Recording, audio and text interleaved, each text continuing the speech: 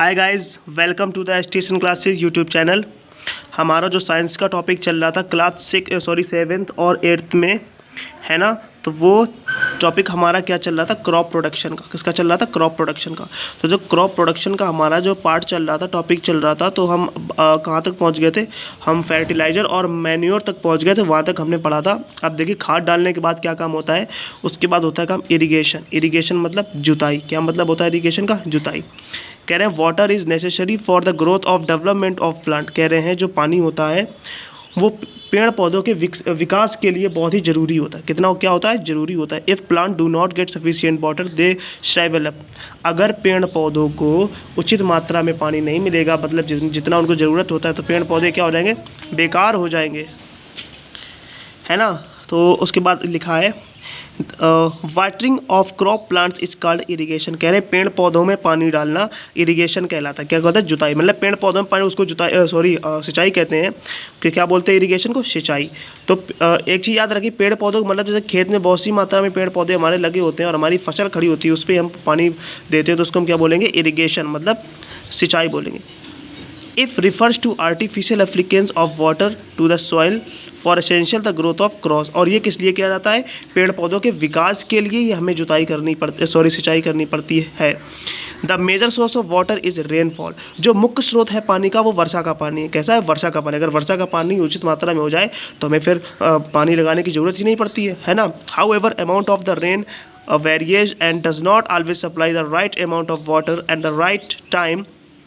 क्या कह रहे हैं कि कभी कभी क्या होता है, कह रहे हैं बारिश कभी कभी सही समय पे नहीं होती, और सही समय पे अगर होती भी है तो इतनी मात्रा में नहीं होती जितनी उसको ज़रूरत होती है। तो फिर उसके बाद हमें क्या करना पड़ता है, therefore farmers should have an alternative source of water near their field like tubewell, rivers, lake and ponds which delivers water through canals. फिर क्या कह रहे हैं कि अगर उचित मात्रा में पानी नहीं बरसता है तो हम क्या करते हैं, हम पानी का स्रोत और कहीं से ढूंढते हैं, है ना। जैसे कि नहरों से, तालाबों से, है ना। और जो झीलें होती हैं हमारी, जो नदियाँ बह रही होती हैं, उनसे हम क्या करते हैं, हम पानी लेने की कोशिश करते हैं। और किस तरीके से लेते हैं, मान लो ट्यूबवेल है, रिवर है, ये पॉन्ड है, तालाब है, इससे हम पानी लेते हैं। कैसे लेते हैं, मान लो पॉन्ड्स को, तो तालाब चल रहा है, पानी चल रहा है, मान लो निरंतर बह रहा है पानी, तो हम क्या करते हैं, छोटी छोटी नालियों को बनाकर और उसका जो प्रवाह होता है वो अपनी खेतों की तरफ कर लेते हो। तो हम पानी जो होता है वो कहाँ जाता है, हमारी खेतों की तरफ आ जाता है। जिससे होता क्या है कि हमारे खेतों में पानी मिल जाता है और हमारे खेत की सिंचाई हो जाती है ना।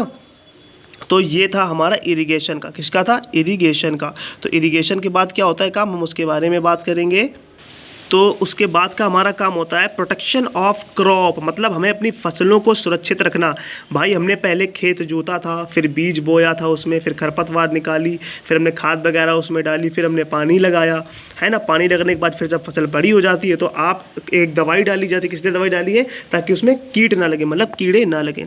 वही लिखा है प्रोटेक्शन ऑफ क्रॉप। लिखा है some organism damage crop and make them unfit for human consumption.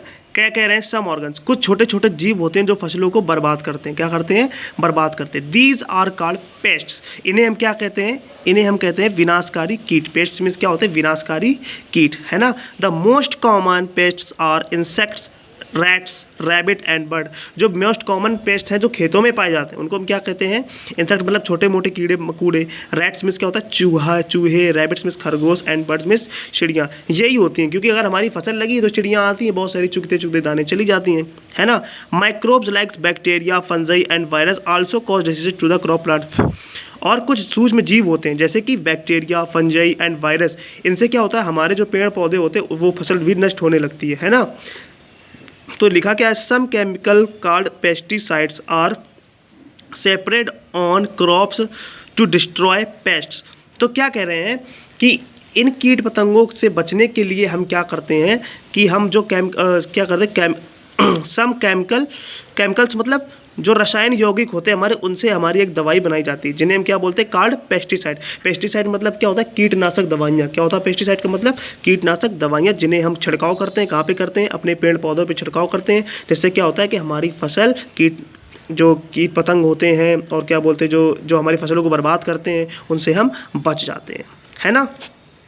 अब आगे का जो टॉपिक आता है, अच्छा ठीक है हमने कर दिया, लेकिन अब क्या होता है, अब भैया फसल बड़ी हो गई, अब बड़ी हो गई, पक गई, फिर क्या किया जाता है, फसलों को काटा जाता है।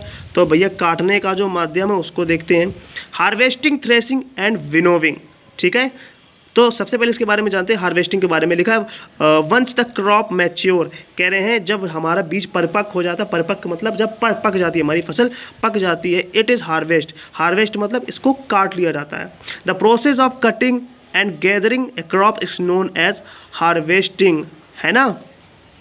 क्या कह रहे हैं कि जो क्रिया होती है फसल को काटने की और इकट्ठा करने की, उसे हम क्या कहते हैं, हार्वेस्टिंग कहते हैं। It is done either manually by means of sickles by or by some other mechanicals mean by using a harvester. देखिए जो कटाई होती है किस प्रकार से होती है, मैंने सिकल से लिया, सिकल मीन्स होता है हसिया या दराती। क्या होता है, हसिया या दराती। तो हसिया या दराती से हम सबसे पहले अपनी फसल को काटते हैं, है ना। उसके बाद अगर हमारे पास नहीं, हमारा बड़ा फर्म है, तो हम इससे तो काट नहीं सकते पूरा, तो हम क्या करके हम एक हार्वेस्टर का यूज़ करते हैं, जो एक मशीन होती है। हार्वेस्टर मशीन से भी हम अपने खेतों से जो फसल होती है उसको काट लेते हैं, है ना। अच्छा, तो ये हो गई बात हमारी हार्वेस्टिंग की, है ना। अच्छा, तो हार्वेस्टिंग के बारे में भी हमने जान लिया, हमारी फसल कट गई, है ना, काफ़ी चीज़ें हमारी हो गई। तो अब हम आगे जानेंगे, और हार्वेस्टिंग करने के बाद अब क्या किया जाता है, और उसके बाद हमारी जो फसल होती है उसको काट दिया जाता है।